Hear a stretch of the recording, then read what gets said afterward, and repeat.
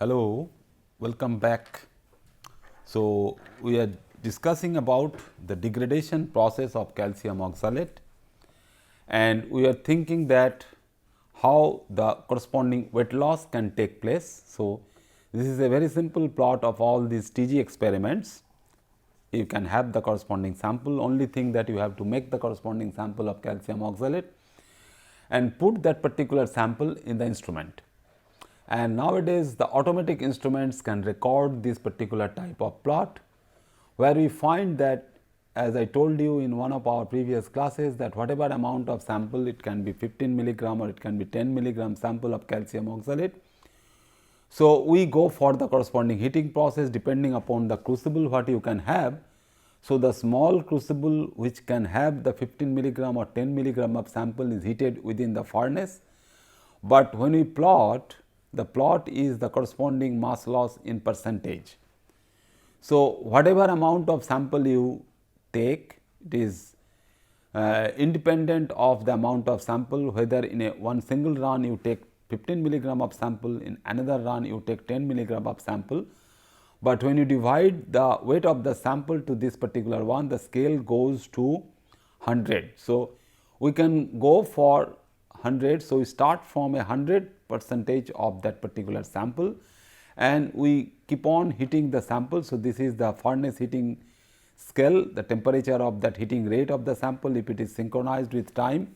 You can plot this, that means x axis can be plotted in terms of the time also. So, you see for a particular sample from room temperature to 100 to 200 to 300 to 400 to up to 700, and the nature of the sample is known by the typical trace of that particular sample.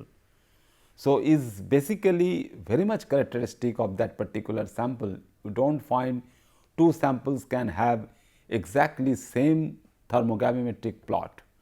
So, the plot is very much characteristic for that particular sample, and you see that up to 100 degrees centigrade you have a negligible weight loss, then 200, then 300, and all these things basically goes if we go for a 700 degree case. But above 100, what we find, what we have seen, and we will again discuss about the corresponding one for calcium oxalate and magnesium oxalate, that in this particular case the typical staircase like plot we do not see, because these are some real samples. Sometimes we get these for metal complexes, the polymeric samples, or any other solid samples, where we find that beyond 100 degrees centigrade, that means above 100 degrees centigrade, a monotonic change or monotonic decrease or the weight loss is monotonously going down and is basically only the slope is changing. So, after 100 degrees centigrade we get continuous weight loss of all these things till 500. After 500 it is again slowing down to till we reach 700. So, during this whole period of process of heating from 100 degree to 500 degree centigrade, what information we get from this particular type of plot is that the percentage of weight loss, it is only 100 is going down to 85%. So, 15% weight loss till a very broad temperature range is a very high temperature range of 700 degrees centigrade. The material is no doubt is very stable material, because 85% mass is still remaining at 700 degrees centigrade. That means the 15% of these, that 15% can be your trapped solvent molecules, trapped water molecules, or some water of crystallizations, or some gaseous species like that of our carbon monoxide, carbon dioxide, or even if we heat some sulfate salt, the sulfur dioxide or sulfur trioxide can come out from that particular medium. So, these gaseous samples of all these products can only contribute to the 15% to the actual weight of the sample which is undergoing the thermal degradation process.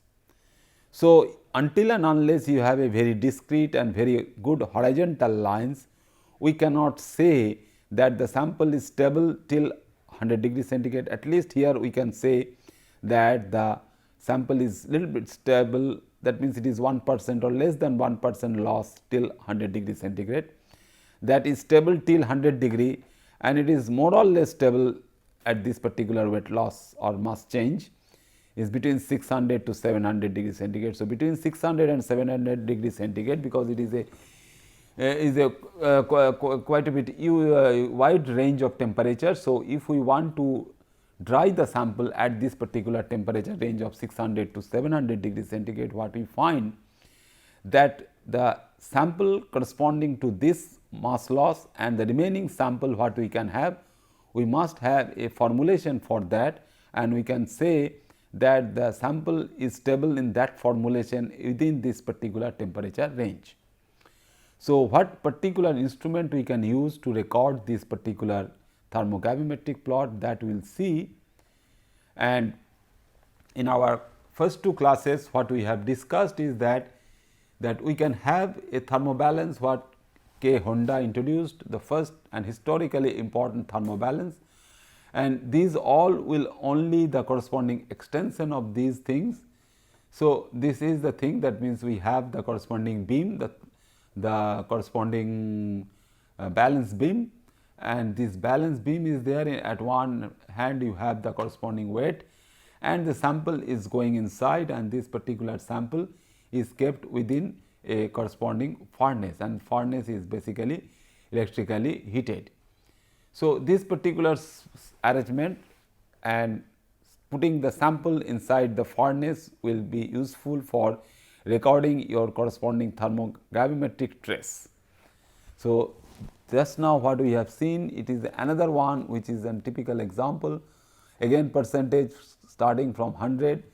So, it is thermogravimetric analyzer or the analysis, basically is the analysis. So, analyzer, the instrument what is doing that particular analysis is the corresponding analyzer, but is the analysis is TGA analysis, thermogravimetric analysis plot, and wet loss versus temperature plot is like this. So, here also not a very discrete or very sharp staircase like of arrangement, but from here basically we can have again some continuous wet loss curve we see, but at this particular temperature which is 350 degrees centigrade, beyond that is 375 degrees centigrade, or if we consider at 400 degrees centigrade, 400, 500, 600 and 650 degrees centigrade. So, from 400 to 650 degrees centigrade we do not see any wet change over there.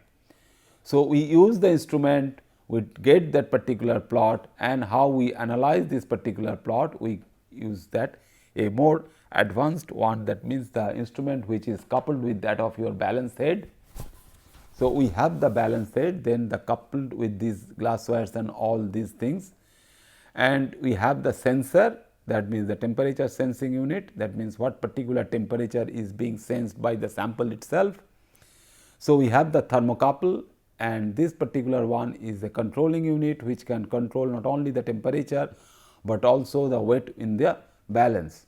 So, this furnace controller and this is the balance controller. So, this thermal controller can control the balance unit, and the furnace controller can balance the corresponding controlling of the corresponding temperature rise, and when these two are connected we go for the corresponding weighing thing. So, the information or the data what we get from this particular one is recorded and is ultimately plotted in the form of the corresponding TG thermogram, what we can analyze nicely for the different types of thermograms. So, one such thing is like this. So, what we have seen so far is the corresponding calcium oxalate monohydrate. Sample size is also known. Sample size is if we take 90 milligram of the sample, and heating rate is also 30 K per minute and in nitrogen atmosphere. So, in the nitrogen atmosphere what we find just now, what we are discussing about the same sample, and the apparatus what we use for thermogravimetric analysis, that means the TGA trace can also be coupled with the corresponding derivative one, but it is nothing but the corresponding one is that simply you plot the corresponding derivative one, that means the derivative of the corresponding mass change with respect to the corresponding temperature. So, this one basically we go for this corresponding change will be giving you a corresponding derivative plot. So, derivative plot has some good correlation with the TG plot. So, as we have seen in case of calcium oxalate, the wet loss of water of crystallization. So, this is the first step we get, that is the wet loss of corresponding water of crystallization, which will be around 200. So, it is stable up to 200 degrees centigrade. Then what we see, that at the particular temperature of 500 degree or so, we can have the corresponding formation of calcium carbonate with the evolution of carbon monoxide. So, evolution of carbon monoxide is not exactly 500, but is less than 500. So, is the formation of calcium carbonate and evolution of carbon monoxide, and what we are talking about so far, that is very important. And two things we are discussing, that you heat the sample or any other sample, any other analyte you can go for, either you heat it in air or oxygen, or you heat it in nitrogen. So, when the atmosphere is nitrogen, that is why when we are discussing the sample characteristics as well as the environment of the sample, because all these cases are a very important cases for a high temperature reactions, because all these thermal conversions are taking place at a very high temperature, and in some cases gases are coming out, and some inert gases like nitrogen or any other, that means argon. The sample at that particular high temperature should not react with this nitrogen, because if we heat that, and we all know that the metallic calcium or any other thing, if we heat at a particular temperature, it can also give you the corresponding calcium nitrides. So, we should be careful about all these formation, that means the reaction with that of your nitrogen. So, in nitrogen atmosphere, that means in inert atmosphere, this particular calcium oxalate what we have, and we give it in some inert atmosphere, and what we expect over there, that you have the corresponding calcium oxalate monohydrate. Then monohydrate is giving rise to simple CaC2O4, that means the dehydrated one plus water. So, this is the thing, that means at this particular temperature range, and if that is a very sharp one. So, at this particular temperature we can dry the sample, we get this as the corresponding one of anhydrous calcium oxalate. Then what we get, that at nitrogen atmosphere, no water, no air present and no dioxygen is present. So, this particular one in some inert atmosphere, that means it is neither in oxidizing environment nor in some reducing environment, but at this point when we have the anhydrous calcium oxalate, which is stable in this particular range of 228 to 298, but above 298 when we heat it, what we get at this particular temperature range of 398 to 420 degree centigrade, this particular one will decompose in a step which can give rise to the elimination of carbon monoxide. So, carbon monoxide evolution can take place over here, and in some of our future class, we time permits, we will discuss the corresponding gas analysis of these processes. So, if some suitable technique is available, that means the corresponding chromatographic separation, if we can do that, the gas chromatography we can do on the sample, and if it is attached with some mass spectrometric analysis. So, we can go for GCMS analysis for these gases which is coming out from the sample. So, which is a very important information, that some part and which is also not a very useful gas is the carbon monoxide, which is coming out from this calcium oxalate, and we get the remaining one as your calcium carbonate. So, here we have this, that means your calcium oxalate, anhydrous calcium oxalate is slowly decomposing to calcium carbonate, and at this point your carbon monoxide evolution is taking place. At this point water vapor was coming out, and we have the stable calcium carbonate at this point. So, within this temperature range of 420 to 660 degree centigrade, we have stable calcium carbonate, and if possible we can analyze this for your CO. Then in the last step, this is getting degraded. So, calcium carbonate in a straight way is getting degraded to calcium oxide plus carbon dioxide. So, now this gas is coming out in this particular step of a temperature range which is above 838 degrees centigrade. So, above 838 degrees centigrade, what we see, what we find is your stability of your only calcium oxalate. So, this particular metal ion carbonate, like other metal ion carbonates, we can have magnesium carbonate, we can have barium carbonate, we can have strontium carbonate, because all these samples are very useful samples for the standardization of the thermogravimetric analyzers. So, here also again what we find that this CO2 can also be analyzed by GCMS analysis. So, identification or the scope is there to identify carbon monoxide in one step and carbon dioxide in any other step.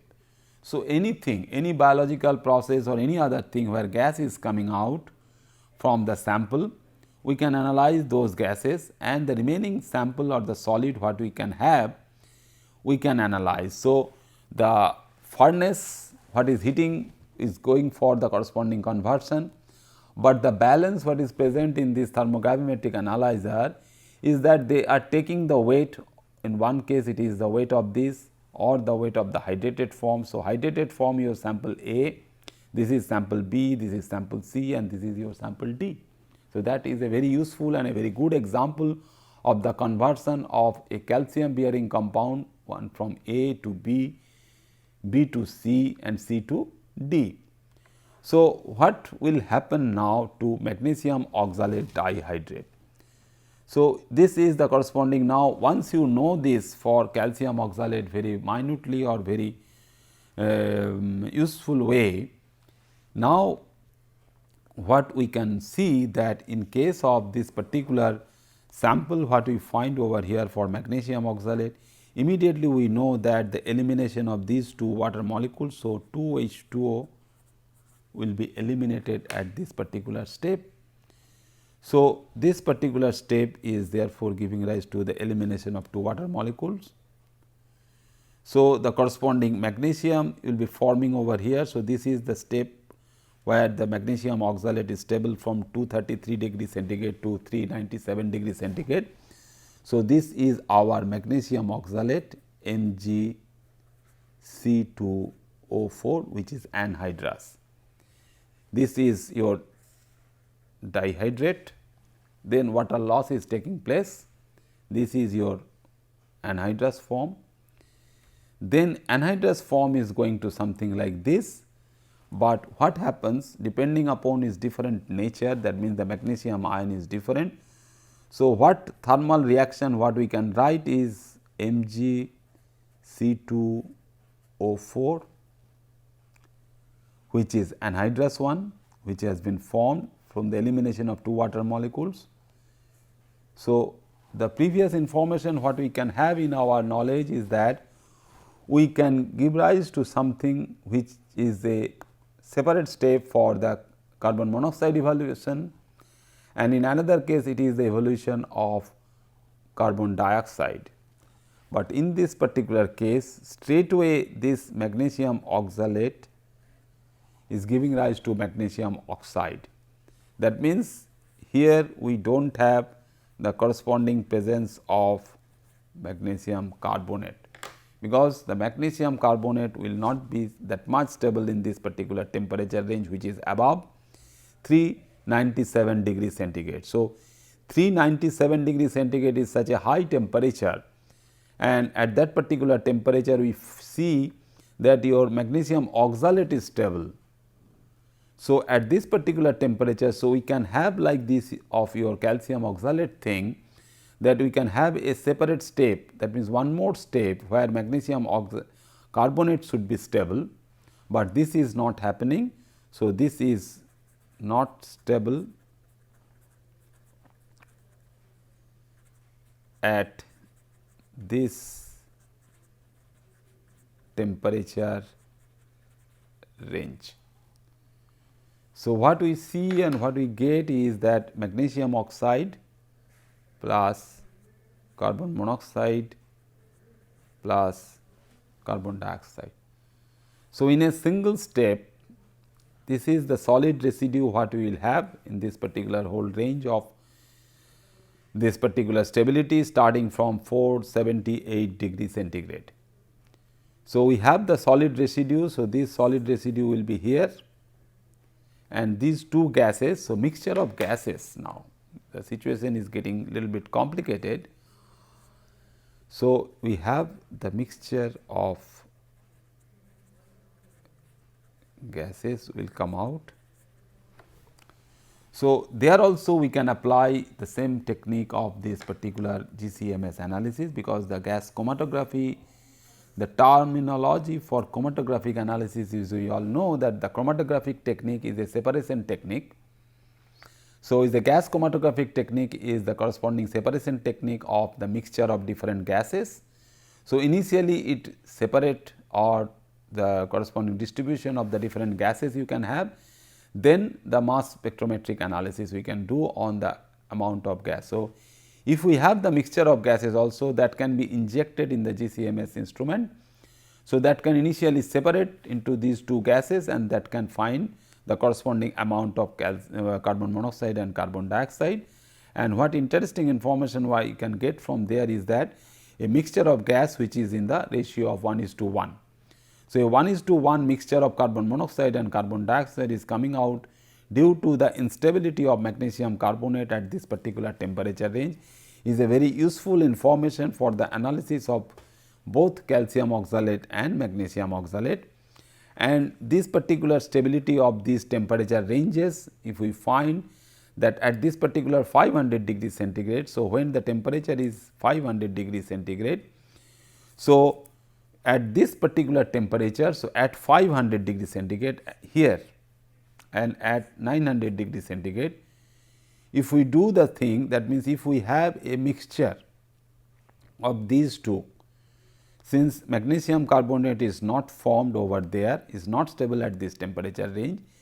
So, if we have a mixture of calcium oxalate and magnesium oxalate, which is our original problem, because our problem what was there is your hard water.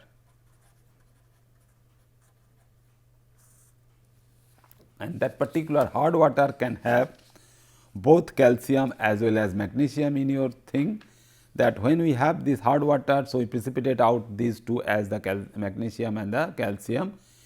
But now solely what we can do, we can analyze these two compounds at the presence of both calcium and magnesium. Only thing that what we can have the x percentage of calcium oxalate plus y percentage of magnesium carbonate, we have to find out.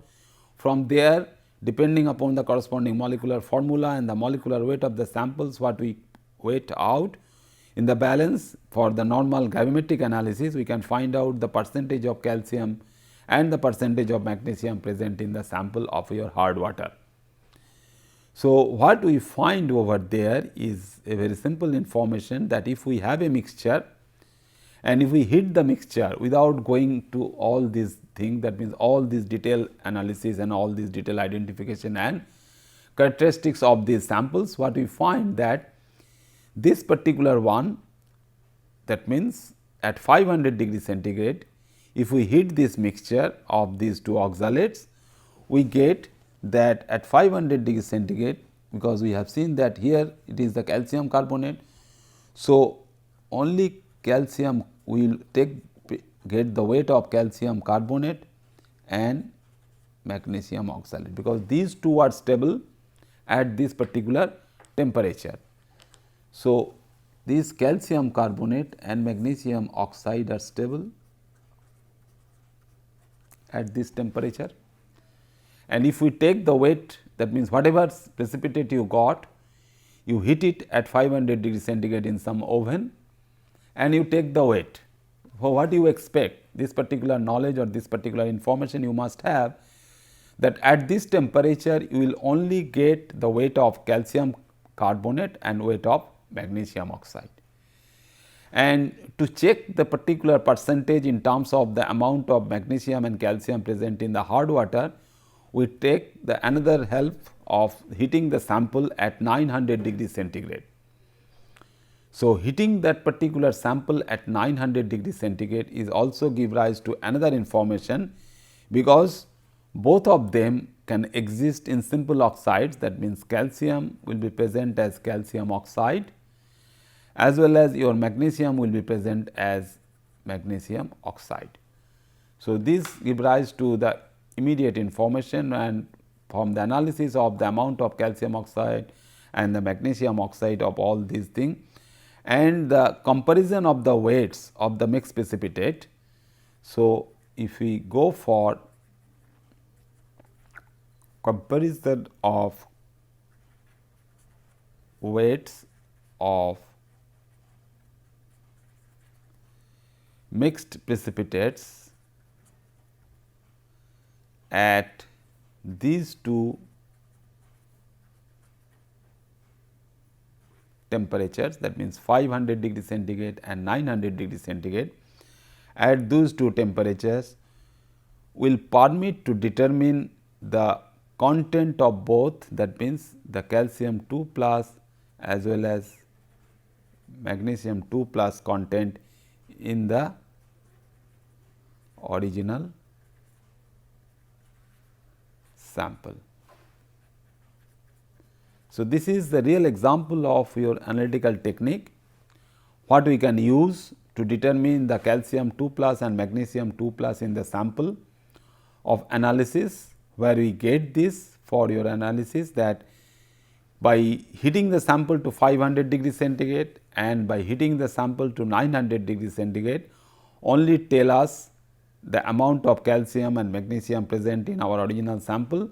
That means, the sample which is present in our hard water. So, that hard water sample handling is a very important thing, and the nature of these plots are also very much important, because once we have this information for the different species, that their thermal stability. So, any compound you can have and the temperature we can write. This can be your useful drying temperature for the precipitate, like that of your magnesium oxalate, calcium oxalate, or nickel DMG or aluminum oxynate. So, here we have from the plot what we can extract as data, that you have the calcium oxalate monohydrate, which is stable up to 100 degrees centigrade.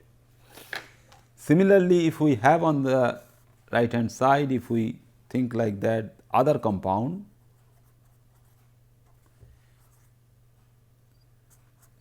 degree centigrade. So, other compound is your magnesium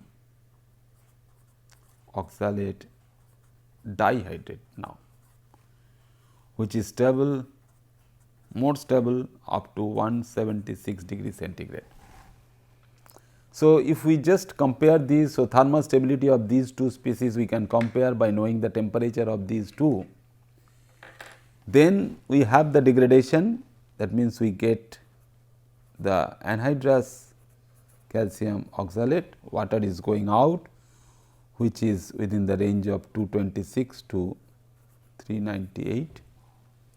Similarly, anhydrous magnesium oxalate is also stable within the range of 233 to 397 degree centigrade.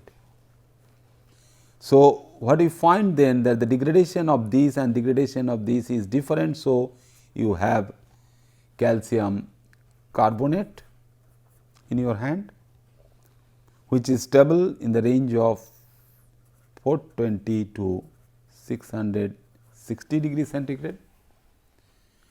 So, this also gives rise to another horizontal space, but which is 480, little bit higher, because you see most of the time your temperature range for the magnesium is a little bit higher, but this particular one is 850 is basically the temperature where we do not get the calcium carbonate, but we immediately go for the corresponding magnesium oxalate or oxide. So, the formation of this magnesium oxide, which takes place at 480 degree centigrade, so end up that means and above. But where this particular calcium carbonate is stable, so you do not get the corresponding formation of magnesium carbonate over here. So, for calcium oxide formation which is taking place at 480 and up, say up to 980 degree centigrade.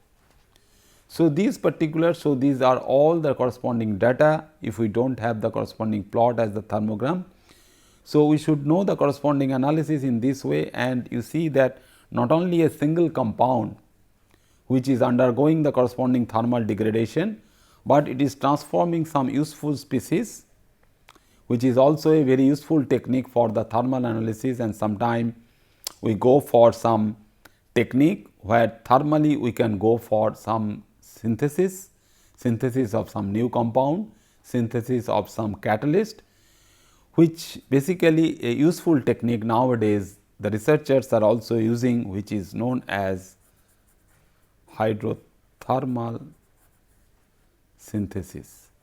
Just name, you just know it, that since we have this process of thermal thing, so thermal thing is there, then hydro is your water. So, what we know that any chemical reaction we can do or perform in making the sample of two analytes A and B, which independently we can analyze for their content. But if we mix these together, then we can just simply mix and stir it magnetically, we get a new compound C with along with some other byproduct D. But if we go for heating at a very high temperature in a closed vessel, so this will give rise to some information about high temperature reaction what you can have, and this high temperature reaction can give rise to the immediately that in solution the corresponding degradation pattern and all these things the reactivity pattern will be different. But if we simply heat the compound like making the thing or the industrially important compound like cement formation or the cement production or the cement synthesis in industry, that several oxides, carbonates and some useful material which can be heated to a very high temperature. So, if we get some time in our future classes at some time, particularly during the application process, we will find that how useful these reactions or this thermally activated compound formation is useful for synthesis of new and useful compounds. Thank you very much.